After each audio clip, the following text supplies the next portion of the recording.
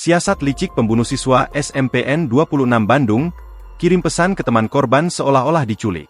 Sandiwara licik dilakukan oleh YA dan APM usai menghabisi nyawa ZAAK di eks-objek wisata Kampung Gajah. Tak hanya meninggalkan jasad korban begitu saja, salah satu pelaku sengaja membajak ponsel milik siswa SMPN 26 Bandung tersebut untuk menyebarkan kabar bohong mengenai penculikan demi mengecoh pihak keluarga serta publik. Hal tersebut diungkap Kapolres Cimahi, AKBP Niko N. Adiputra, Minggu, 15 Februari 2026, melansir dari tribunjabar.com.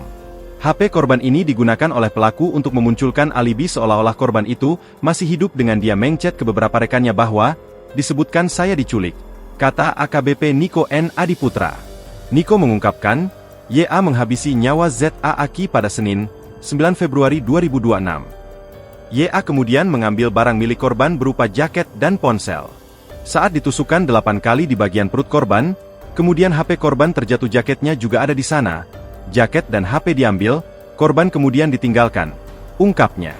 Ya dan APM sempat dimintai keterangan oleh keluarga dan pihak RT di Garut terkait keberadaan korban sehari setelah pembunuhan. Permintaan keterangan terhadap YA dan APM ini, karena pihak keluarga telah mengetahui adanya hubungan dekat antara korban dan para pelaku.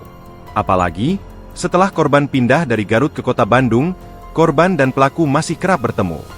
Besoknya dikumpulkan oleh Pak RT, ditanyakan pernah melihat korban tidak, dan pelaku mengaku tidak pernah melihat, dan di situ sudah muncul alibi-alibi bohong, ujar Niko.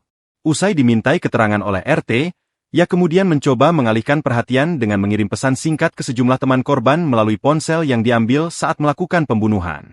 Usai mengirim narasi penculikan, YA kemudian merusak ponsel korban untuk menghilangkan jejak.